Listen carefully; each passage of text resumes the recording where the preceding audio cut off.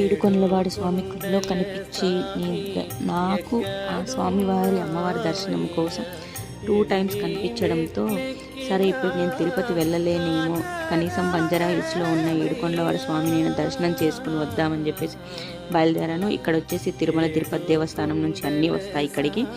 అన్నీ ఇక్కడ అవైలబుల్గా ఉంటాయి. అక్కడ తయారు చేసే ప్రోడక్ట్స్ అన్నీ ఇక్కడ దొరుకుతాయి అన్నమాట. సోపు, విభూది అన్నీ దొరుకుతాయి. హనుమంతు వారిని దర్శనం చేసుకుని కొబ్బరికాయ కొట్టేసి దీపారాధన చేసేసి ఆ స్వామి దర్శనానికి వెళ్తున్నాను అనే ఆనందంతో అసలు చాలా హ్యాపీగా అనిపించింది. ఎందుకో తెలియదు, స్వామివారు 2 సార్లు కల్లో కనిపించడం వల్ల సరే ఈ తిరుపతి ఎప్పుడు వెళ్తానో నాకు తెలియదు, ఆ స్వామివారు ఎప్పుడు అనుగ్రహం ఉంటుందో తెలియదు అని చెప్పేసి లెట్స్ గో అని చెప్పి బయలుదేరి వెళ్ళాము. ఎవరైనా లడ్డులు కావాలి అనుకుంటే మార్నింగే వెళ్ళండి స్వామివారి ప్రసాదాని కోసము.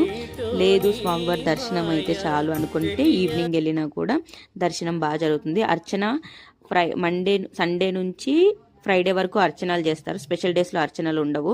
సాటర్డే అయితే అర్చనలు ఏమీ జరగవు. అక్కడ ఆ తిరుమల తిరుపతి దేవస్థానంలో ఆ స్వామివారికి అయ్యే ప్రతి ఒక్క కార్యక్రమము ఇక్కడ ఈ దేవుడి అక్కడ జరిగే ప్రతి ఒక్క కయంకర్యాలు కూడా ఇక్కడ స్వామివారికి జరుగుతాయంట. నేను ఫస్ట్ టైం వెళ్ళడము, కానీ ఈవినింగ్ టైం చాలా బాగుంది. ఈవినింగ్ ఎలా ఉందంటే బయట కంట్రీస్లో దేవుడిని దర్శనం చేసుకుంటే ఎలా ఉంటుంది అలా ఉంది. మావాడు ఒక్క షార్ట్కే కొబ్బరికాయ పగల కొడతాడంట. సో స్వామివారి దర్శనం అయిపోయిన తర్వాత పూరి జగన్నాథ్ స్వామి టెంపుల్కి వెళ్దాం అనుకున్నాము. అమ్మని ఫస్ట్ టైం రావడం అంటే మేమందరం ఫస్ట్ టైం రావడం, కానీ చాలా బాగుంది. రైట్ సైడ్లో వచ్చేసి అగరబత్తీస్ అవన్నీ అమ్ముతారు. లెఫ్ట్ సైడ్లో ప్రసాదం పెడతారు. బయట పెడతారు, లోపల పెడతారో తెలియదు. అన్నదానం అయితే కంపల్సరీ ఉంటుంది. ప్రతి సాటర్డే స్వామివారి అన్నదానం అయితే జరుగుతుంది మనకి.